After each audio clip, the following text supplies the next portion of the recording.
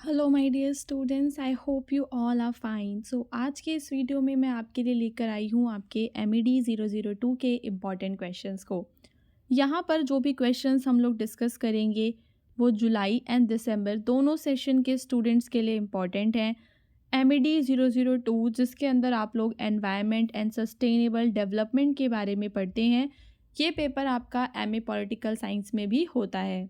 यहाँ पर आपको जो आंसर्स मैं प्रोवाइड करूँगी स्टूडेंट्स, वो हिंदी और इंग्लिश दोनों लैंग्वेजेस में प्रोवाइड करूँगी। अगर आप मेरे चैनल पे नए हैं तो मेरे चैनल को ज़रूर सब्सक्राइब कर लें, बिकॉज़ हमारे चैनल पे आपके जितने भी पेपर्स हैं सेकेंड ईयर के, उन सब के इम्पॉर्टेंट क्वेश्चंस अवेलेबल हैं। उसके अलावा हम लोग क्या करते हैं कि अगर कोई स्टूडेंट हमें कमेंट करके बताता है कि उसको इस वाले पेपर के चाहिए, जिस भी पेपर के चाहिए, वो हम उनको अवेलेबल करवाते हैं। यहाँ पर सबसे पहले मैं आपको बता दूं कि कौन कौन से क्वेश्चंस हैं जो हम इस वीडियो में कवर करने वाले हैं। यहाँ पर जो हमारा पहला क्वेश्चन जो हम कवर करेंगे इस वीडियो में, वो ये है कि what is the focus of sustainable development. Sustainable development आप सभी को पता होगा कि सस्टेनेबल डेवलपमेंट क्या होता है। आप सभी ने छोटी क्लासेस में भी पढ़ा होगा सस्टेनेबल डेवलपमेंट के बारे में। तो सस्टेनेबल डेवलपमेंट इस तरीके का डेवलपमेंट होता है जिसके अंदर जो भी हमारे रिसोर्सेज होते हैं, हम उनको इस तरीके से यूज़ करते हैं कि वो रिसोर्सेज हमारी तो जो ज़रूरतें हैं, हमारी जो नीड्स हैं, उनको तो पूरा करें ही करें, साथ ही साथ जो आने वाली जनरेशन्स हैं उनकी नीड्स भी पूरी हों। सस्टेनेबल डेवलपमेंट गोल्स हैं। 2030 के लिए जो वर्ल्ड है वो कुछ सस्टेनेबल डेवलपमेंट गोल्स की तरफ आगे बढ़ रहा है। हमारे फ़िलहाल बच्चों 17 सस्टेनेबल डेवलपमेंट गोल्स हैं, जिसके अंदर आपको पता होगा जैसे कि नो पॉवर्टी, ज़ीरो हंगर। तो इस तरीके के हमारे गोल्स हैं, यानी कि हमें दुनिया में से गरीबी को समाप्त करना है, दुनिया में से भुखमरी को समाप्त करना है, क्लाइमेट एक्शन है उसके अंदर। तो ये सारे के सारे हमारे सस्टेनेबल डेवलपमेंट गोल्स होते हैं। Now you have to list any 4 sustainable and unsustainable activities each. तो जब आप लोग यहाँ पर सस्टेनेबल डेवलपमेंट का फोकस बता देंगे, फिर आप लोग बताएंगे कि सस्टेनेबल और अनसस्टेनेबल एक्टिविटीज़ कौन कौन सी होती हैं। सस्टेनेबल एक्टिविटी क्या होगी, जैसे कि मान लो मैं किसी चीज़ का रीयूज़ कर रही हूँ, किसी चीज़ को मैं रिसाइकल कर रही हूँ, तो वो सारी की सारी मेरी सस्टेनेबल एक्टिविटीज़ हैं। मैं एनवायरनमेंट को हार्म नहीं पहुँचा रही हूँ, मैं इलेक्ट्रिक व्हीकल्स का यूज़ कर रही हूँ, तो they all are sustainable activities. और जबकि जो अनसस्टेनेबल एक्टिविटीज़ होती हैं, वो एक्टिविटीज़ होती हैं जो हमारे पर्यावरण को नुकसान पहुँचाती हैं। फॉर एग्ज़ाम्पल, अगर हम डिफ़ॉरेस्टेशन कर रहे हैं तो वो एक अनसस्टेनेबल एक्टिविटी होगा। उसके बाद आप इसी क्वेश्चन के सेकंड पार्ट में बच्चों आप लोग डिस्कस करेंगे कैरिंग कैपेसिटी के बारे में और इकोलॉजिकल फुटप्रिंट के बारे में। इकोलॉजिकल फुटप्रिंट वो होता है कि आप कितना कार्बन डाइऑक्साइड जो है रिलीज़ करते हैं एज अ ह्यूमन बींग, और जो हमारी अर्थ है बच्चों, उसकी एक कैरिंग कैपेसिटी है कि वो कितना लोड कैरी कर सकती है। उसके बाद आपका क्वेश्चन नंबर 2 है, जिसमें आप लोग सस्टेनेबल लाइफस्टाइल के बारे में बताएंगे और कौन कौन से तरीके हैं जिनसे हम सस्टेनेबल लाइफस्टाइल को अचीव कर सकते हैं। ठीक है, सस्टेनेबल लाइफस्टाइल को अचीव करने के तरीके आपको यहाँ पर बताने हैं। आने वाले अभी जो वीडियो है, आपको वीडियो पूरा कंप्लीट देखना है, क्योंकि उसके अंदर मैं इन आंसर्स में जो भी वेरियस पॉइंट्स जो आपको इंक्लूड करने हैं आंसर में, वो सारे के सारे आपको बताऊंगी। आप लोग चाहें तो उन पॉइंट्स को नोट डाउन कर सकते हैं और फिर उससे आगे अपनी प्रिपरेशन कर सकते हैं। उन पॉइंट्स को आप लोग अपने एग्ज़ाम में और ज़्यादा डिस्क्राइब कर देंगे। देन हमारा अगला क्वेश्चन ग्लोबलाइजेशन के बारे में है बच्चों। ग्लोबलाइजेशन आप सभी को पता होगा, integration of the world economies, उसको हम ग्लोबलाइजेशन कहते हैं। फॉरेन डायरेक्ट इन्वेस्टमेंट और ट्रांसनेशनल कॉरपोरेशंस के बारे में इसमें आपको एक्सप्लेन करना है। फिर आप लोग एग्रो फॉरेस्ट्री बताएंगे और फिर आप लोग कोऑपरेटिव मार्केटिंग के बारे में बताएंगे। आप सभी को अमूल के बारे में पता होगा, अमूल भी एक कोऑपरेटिव मार्केटिंग फर्म है और उसके 4 फंक्शंस आपको बताने हैं। यहाँ पर इस वीडियो में हम ये सारे के सारे क्वेश्चंस विद आंसर्स आगे डिस्कस करेंगे। जो मेरे आंसर्स हैं बच्चों, वो हिंदी और इंग्लिश दोनों मीडियम के स्टूडेंट्स के लिए हैं। सबसे पहले हम लोग बताएंगे कि सस्टेनेबल डेवलपमेंट का फोकस क्या होता है। तो जो फोकस है सस्टेनेबल डेवलपमेंट का, मैंने आपको बता ही दिया है कि जो अभी के जो नीड्स हैं, प्रेजेंट जनरेशन की जो नीड्स हैं, उनको पूरा करना without compromising the ability of future generations to meet their needs. यानी कि जो हमारा सतत विकास होता है, उसके उसमें उसका केंद्र क्या है कि वर्तमान की जो हमारी आवश्यकताएं हैं उन्हें हमें पूरा करना है और बिना भविष्य की पीढ़ियों की आवश्यकताओं से समझौता किए। इसका उद्देश्य आर्थिक वृद्धि करना, पर्यावरण का संरक्षण करना और सामाजिक कल्याण में संतुलन बनाना है। ठीक है, तो जब भी हमें इकोनॉमिक ग्रोथ की बात करनी है, यहाँ पर इकोनॉमिक ग्रोथ करनी है हमें, और जो हमारा एनवायरनमेंट, जो हमारा पर्यावरण है, उसे हमें प्रोटेक्ट करना है, और एक सोशल वेलबींग के बारे में, यानी कि समाज में जितने भी लोग हैं उनके वेलबींग के बारे में भी हमें सोचना है। ठीक है, इसके अलावा आप लोग अपनी तरफ से और भी इस आंसर में ऐड कर सकते हैं। फिर आप लोगों को 4 सस्टेनेबल एक्टिविटीज़ बतानी है, जिसमें हमारी जो एक एक्टिविटी है वो है प्लांटिंग ट्रीज़, क्योंकि हम सभी को पता है कि जब भी हम ट्रीज़ को प्लांट करते हैं तो वो हमारे इकोसिस्टम को रीस्टोर कर देता है और हमारे आसपास की जो एयर क्वालिटी, यानी कि जो हमारी वायु की गुणवत्ता होती है, उसमें सुधार कर देता है। देन दूसरा होता है यूजिंग रीन्यूएबल एनर्जी सोर्सेज। आप सभी को पता होगा conventional and non conventional energy sources के बारे में। कन्वेंशनल एनर्जी सोर्सेज स्टूडेंट्स वो वाले सोर्सेज होते हैं हमारे जो हम पुराने समय से यूज़ करते आ रहे हैं। जैसे कि अगर हम लोग आग जलाने के लिए काव डंग केक्स का यूज़ करते हैं, वुड का यूज़ करते हैं, तो ये सारा का सारा हमारा कन्वेंशनल एनर्जी सोर्सेज में आ जाता है और वो हमेशा नॉन रिन्यूएबल होते हैं। वहीं जब हम बात करते हैं नॉन कन्वेंशनल एनर्जी सोर्सेज की, जिसमें हमारा सोलर एनर्जी, विंड एनर्जी जैसी एनर्जी आती है जो दोबारा से रीजनरेट हो सकती है और उससे जो कार्बन के इमिशन है वो भी कम होता है। तो हमें क्या करना है, सस्टेनेबल डेवलपमेंट करने के लिए हमें रीन्यूएबल एनर्जी सोर्सेज का यूज़ करना है।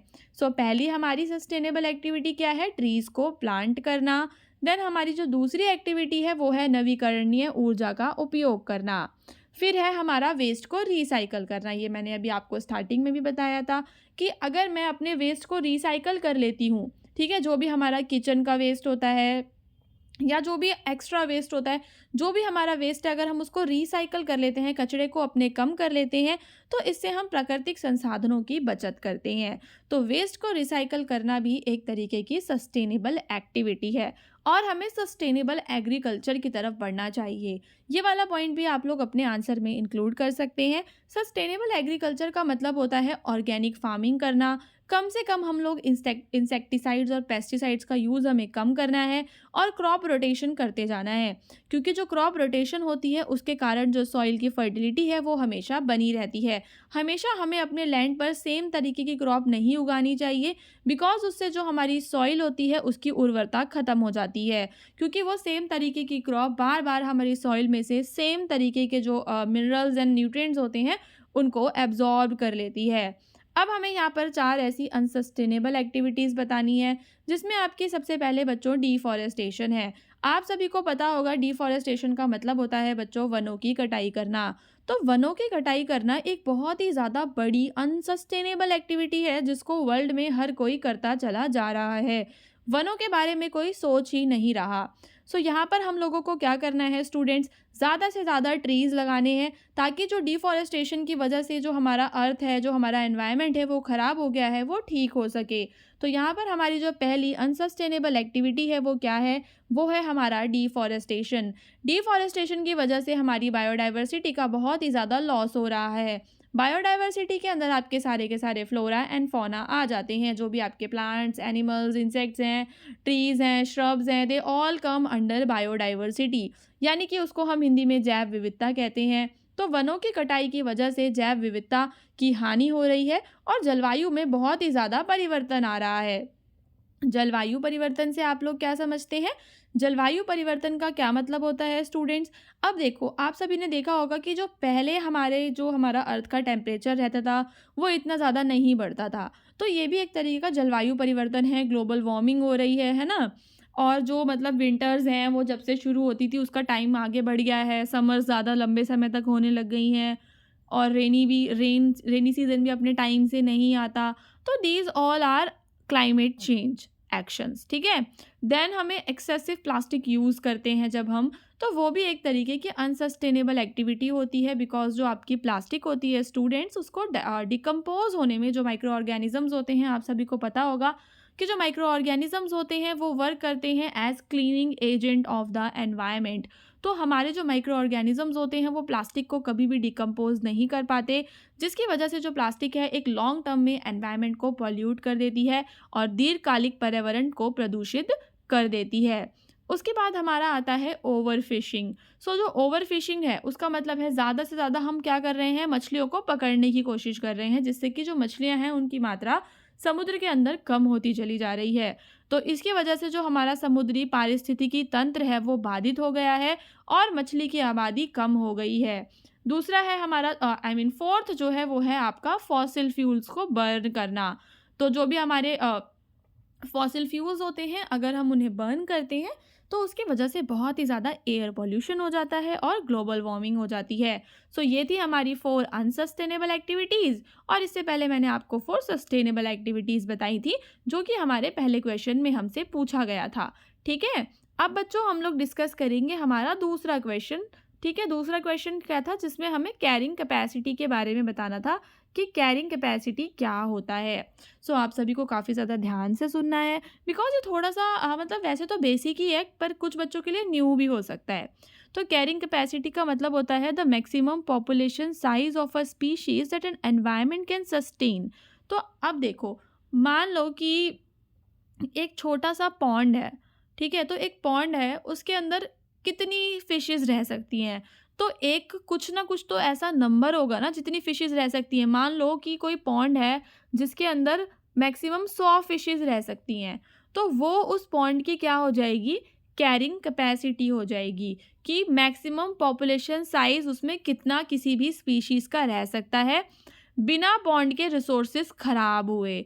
अगर उससे ज़्यादा रहेंगी तो पॉन्ड के अंदर जो वाटर है वो ख़राब हो जाएगा, उसमें ऑक्सीजन की मात्रा कम हो जाएगी, तो वो फिशेस उसके अंदर सस्टेन नहीं कर पाएंगी। तो what is carrying capacity students? The maximum population size of a species that an environment can sustain indefinitely without degrading its resources। So किसी पर्यावरण द्वारा संसाधनों को बिना हानि पहुंचाए अनिश्चित काल तक समर्थन करने योग्य प्रजातियों की अधिकतम संख्या, इसको हम कैरिंग कैपेसिटी कहते हैं। जो हमारा हिंदी में मैटर लिखा रहता है वो डायरेक्टली आपका इंग्लिश का ट्रांसलेशन होता है, तो समटाइम्स उसमें थोड़ा बहुत आगे पीछे हो जाता है, बट हमेशा जब भी मैं समझाती हूँ तो मैं बाइलिंगुअल यूज़ करती हूँ कि हिंदी और इंग्लिश दोनों बच्चों को समझ में आए। तो अगर आप लोगों को कोई भी चीज़ समझ में आ जाती है तो आप लोग उसको अपनी भाषा में भी लिख सकते हो।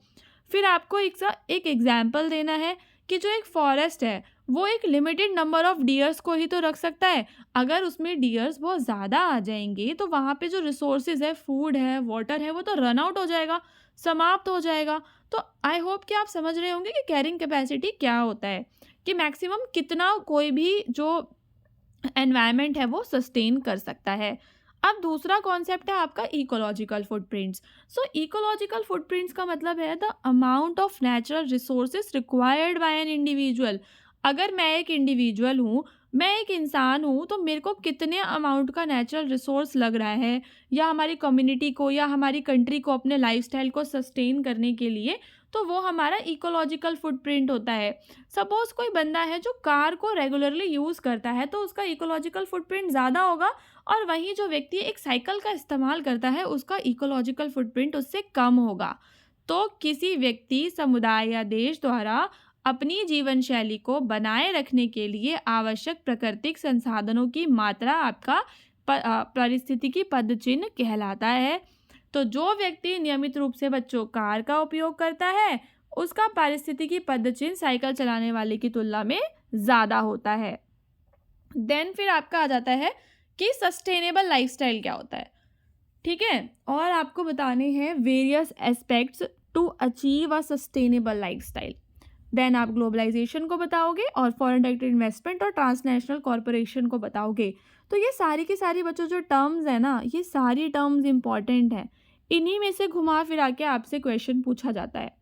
अभी मेरी वीडियो सीरीज़ जो है दिसंबर सेशन के स्टूडेंट्स के लिए, उसका तो ये पार्ट 1 ही है। आगे मैं और भी पार्ट्स लेकर आऊँगी, पर अभी फ़िलहाल जो जून में एग्ज़ाम्स गए थे बच्चों के 2024 जून में, उनके लिए भी मैंने इंपॉर्टेंट क्वेश्चंस की वीडियोस बनाए थे। सो आप लोग चाहें तो उनको भी देख सकते हैं। Okay, sorry. सो यहाँ पर हमें बताना है what is sustainable lifestyle. So sustainable lifestyle का मतलब क्या है? तो सस्टेनेबल लाइफस्टाइल में क्या आता है कि हम ऐसी हैबिट्स अपना लें, ऐसी प्रैक्टिसेस करें जिसकी वजह से जो हमारा एनवायरनमेंट को हार्म पहुंच रहा है वो कम से कम हो सके, और जो हमारे रिसोर्सेज हैं उनको हम रिस्पॉन्सिबली यूज़ करें। ठीक है, तो सतत जीवन शैली में कैसी आदतें आती हैं? ऐसी आदतें अपनाना जो हमारे पर्यावरण को न्यूनतम हानि पहुंचाती हैं और संसाधनों के जिम्मेदार उपयोग को सुनिश्चित करती हैं। जो भी हमारे संसाधन हैं उनका हमें जिम्मेदारी से क्या करना है? जिम्मेदारी से उपयोग करना है। कम से कम हमें वेस्ट जनरेट करना है, एनर्जी को कंजर्व करना है और प्रमोट करना है एक balance relationship between nature and human needs. तो इसे हम कहते हैं सतत जीवन शैली। ठीक है, तो क्या है सतत जीवन शैली? कि जो भी हमारा वेस्ट मटेरियल है उसे हम कम करें, ऊर्जा को बचाएं और प्राकृतिक और मानव आवश्यकताओं के बीच क्या करें? एक संतुलन बनाकर रखें। अब हम सस्टेनेबल लाइफस्टाइल को कैसे अचीव कर सकते हैं? तो सबसे पहली चीज़ ये बच्चों कि हम एनर्जी एफिशिएंसी के द्वारा उसको अचीव कर सकते हैं। So using energy efficient appliances and reducing energy consumption. हमें ऐसी अप्लाइंसेस का यूज़ करना है जो कम मात्रा में ऊर्जा का इस्तेमाल करती हो और हमें हमेशा सस्टेनेबल ट्रांसपोर्टेशन की तरफ जाना है। कारपूलिंग हम लोग कर सकते हैं। कारपूलिंग का मतलब समझते हो? कि सपोज 4 लोग हैं जो अपनी अपनी कार लेके जा रहे हैं और वो सेम रूट पे जाते हैं, तो वो ऐसा ना कर कर कारपूलिंग कर लें। वो आपस में बात कर लें और फिर एक जने की कार लेकर जाया करें। नेक्स्ट डे दूसरे की, देन थर्ड डे थर्ड वाले की, फोर्थ डे फोर्थ वाले की। तो ये कारपूलिंग हो जाता है। या फिर हम साइकिलिंग कर सकते हैं। तो सस्टेनेबल लाइफस्टाइल में पहली चीज़ क्या? एनर्जी एफिशिएंसी दिखाओ। दूसरा सस्टेनेबल ट्रांसपोर्टेशन का यूज़ करो। तीसरा मिनिमल वेस्ट को जनरेट करो। जितना कम कम वेस्ट जनरेट करोगे, रिसाइकल करोगे, ओवर स्पेंड नहीं करोगे, ज़्यादा कपड़े नहीं खरीदोगे, कंपोस्टिंग करोगे किचन वेस्ट की, सिंगल यूज़ आइटम्स को कम यूज़ करोगे, तो इससे आपका जो वेस्ट है वो कम जनरेट होगा। ये सारी चीज़ें हम लोग पढ़ते तो हैं पर इनको प्रैक्टिस करना हमारे लिए बहुत ही ज़्यादा डिफ़िकल्ट होता है। सो हमें कोशिश फिर भी हमेशा करनी चाहिए कि हम सिंगल यूज़ आइटम्स को ना लें। जैसे कि आप लोग पॉलीथीन को अवॉइड कर सकते हो, अपने घर से आप लोग थैले लेके जा सकते हो, है ना? ताकि आप लोग एटलीस्ट प्लास्टिक वेस्ट को कम करोगे। और आप लोग पब्लिक व्हीकल्स का यूज़ कर सकते हो, अपनी खुद की गाड़ी ना ले जाकर। और आप लोग वाटर को कंज़र्व कर सकते हो, जो भी लीकिंग टैंक्स होते हैं उन्हें ठीक करवा सकते हो, वाटर हार्वेस्टिंग कर सकते हो। तो ये सारे तरीके हैं। ये सारे तरीके केवल किताब के लिए नहीं है, आप लोगों को रियल में ही सस्टेनेबल लाइफस्टाइल ज़रूर अपनाना चाहिए।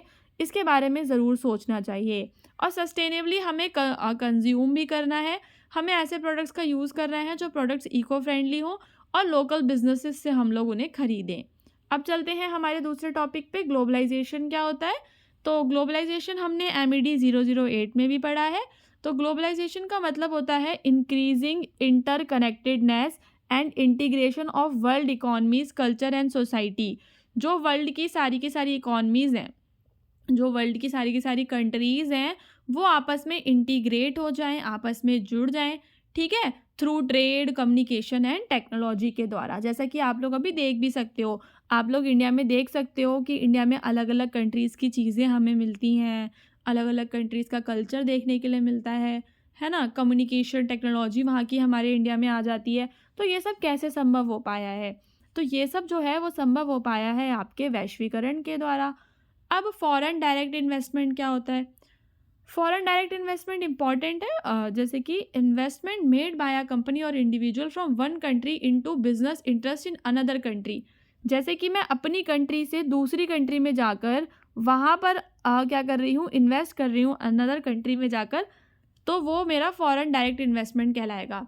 तो US based company setting up a manufacturing plant in India, वो एक फॉरेन डायरेक्ट इन्वेस्टमेंट है। अगर कोई अमेरिका की कंपनी भारत में विनिर्माण संयंत्र स्थापित करती है तो वो आपका फॉरेन डायरेक्ट इन्वेस्टमेंट के अंदर आता है। फिर ट्रांसनेशनल कॉरपोरेशंस क्या होता है?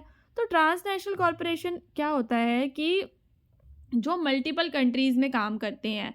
जैसे कि कोका कोला है, वो अलग अलग कंट्रीज़ में अपने प्रोडक्ट्स को बेचती है ना? तो वो ग्लोबली काम कर रही है, तो वो एक तरीके का बहुराष्ट्रीय निगम है, एक TNC है, जो कि कई देशों में संचालन कर रही है। ठीक है, भले ही वो हर देश में बना भी रहे होंगे, पर फॉरेन डायरेक्ट इन्वेस्टमेंट थोड़ा सा इससे डिफरेंट है। आप लोग इसमें एग्जाम्पल ज़रूर देकर आएंगे। एग्जाम्पल से काफ़ी अच्छे से समझ में आएगा और चेक करने वाले को भी उसको भी समझ आएगा जो चेक करेगा कि आपको पता है आंसर। अब जो हमारा थर्ड क्वेश्चन था उसमें हमें एग्रो फॉरेस्ट्री के बारे में बताना था और 4 सिग्निफिकेंट रोल्स बताने थे place by trees in it. Agro forestry में ट्रीज क्या रोल प्ले करते हैं। तो एग्रो फॉरेस्ट्री पहले देखो होता क्या है। तो एग्रो फॉरेस्ट्री बच्चों भूमि उपयोग का एक ऐसा सिस्टम है जहाँ पर हम एग्रीकल्चर लैंडस्केप में ट्रीज और श्रब्स को लगाते हैं। It combines agriculture and forestry practices, यानी कि हम उसमें खेती बाड़ी भी कर रहे हैं और अपने फॉरेस्ट्री प्रैक्टिसेस भी कर रहे हैं। उससे हमें ज़्यादा प्रोडक्टिव सस्टेनेबल और एनवायरनमेंट फ्रेंडली फार्मिंग सिस्टम कहलाता है वो।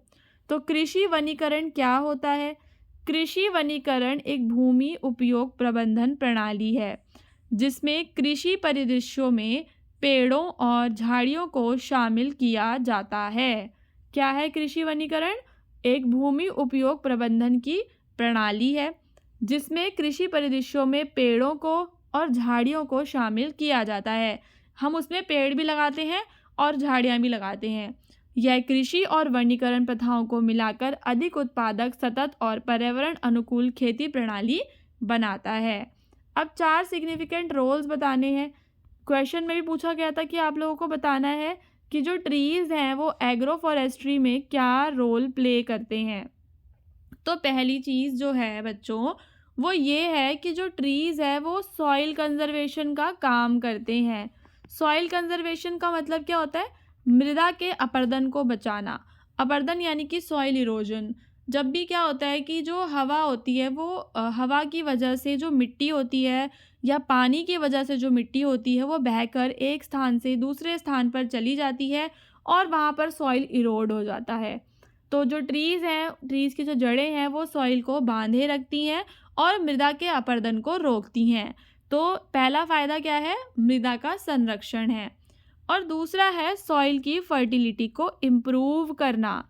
जो पेड़ हैं वो नाइट्रोजन स्थिरीकरण करते हैं, नाइट्रोजन फिक्सेशन का काम करते हैं ट्रीज़ और ऑर्गेनिक मैटर को ऐड करते हैं सॉइल में, जिसकी वजह से हमारी मिट्टी की उर्वरता बढ़ जाती है। और जो ट्रीज़ हैं वो माइक्रो क्लाइमेट रेगुलेशन करते हैं। काफ़ी ज़्यादा इम्पॉर्टेंट है ये वाला पॉइंट। सूक्ष्म जलवायु का विनिमयन करते हैं। पेड़ छाया प्रदान करते हैं और तापमान में अत्यधिक बदलाव को कम करते हैं। ठीक है, तापमान में जो बदलाव हो रहा होता है उसको ट्रीज़ कम करते हैं और बायोडाइवर्सिटी को एनहांस करते हैं। इसका क्या मतलब है कि जो ट्रीज़ हैं वो ऐसे हैबिटेट प्रोवाइड करते हैं, रहने की जगह प्रोवाइड करते हैं स्पीशीज़ को, जिससे कि बायोडाइवर्सिटी बढ़ती है। अलग अलग बर्ड्स आ जाती हैं ट्रीज़ पे रहने के लिए, ट्रीज़ पे रहने वाले एनिमल्स भी होते हैं, तो उनकी वजह से बायोडाइवर्सिटी भी बढ़ती है।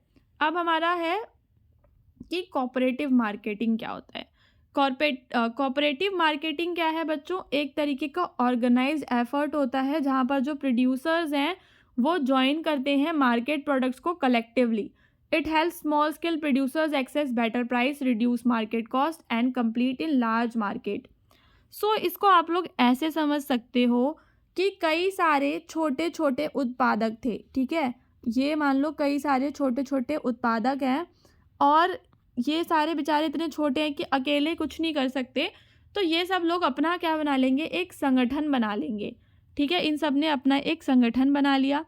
अब क्या करेंगे ये लोग एकजुट होने के बाद अब चीज़ों को प्रोड्यूस करेंगे। तो अब जो भी माल ये लोग प्रोड्यूस करेंगे, जो भी चीज़ें ये लोग प्रोड्यूस करेंगे उसमें लागत कम हो जाएगी और बाज़ारों की जो प्रतिस्पर्धा है उसका ये लोग सामना भी कर पाएंगे। वहीं अगर कोई एक इंसान एक बड़ा बिजनेस खड़ा करता तो उसके लिए डिफ़िकल्ट होता। तो जब 4-5 बंदे या 4-5 से भी ज़्यादा लोग मिलकर शुरू करते हैं कोई काम, तो वो आपका सहकारी विपणन या कोऑपरेटिव मार्केटिंग कहलाता है। हिंदी में जो क्वेश्चन रहेगा उसमें आप लोग देख लेना, बाकी क्वेश्चन तो इंग्लिश में भी लिखा हुआ आता ही है, तो आप लोग वहाँ से भी हिंदी मीडियम के बच्चे देख सकते हैं। तो 4 फंक्शन क्या है कोऑपरेटिव मार्केटिंग के, ये इंपॉर्टेंट है। पहला फंक्शन होता है कलेक्टिव सेलिंग का। जो कोऑपरेटिव मार्केटिंग है वो सामूहिक बिक्री करती है। Combined member produce to negotiate better prices. Then storage and warehousing करते हैं वो लोग। Provide facilities to store products until sold at favourable prices. Store करके रखते हैं जब तक अच्छा दाम नहीं मिल जाता। मार्केट का एक्सेस हो पाता है। जो छोटे छोटे फार्मर वगैरह होते हैं वो सब मतलब इंटरनेशनल मार्केट तक उनकी पहुंच होती है और क्रेडिट फैसिलिटीज़ भी प्रोवाइड करते हैं, फाइनेंशियल सपोर्ट भी कोऑपरेटिव्स जो हैं वो प्रोवाइड करते हैं। सो स्टूडेंट्स, अब हम अपने नेक्स्ट वीडियो में मिलेंगे। जब तक के लिए आप लोग चैनल को ज़रूर सब्सक्राइब कर लो और कमेंट करके बताओ कि आपको नेक्स्ट अपना कौन सा वीडियो चाहिए।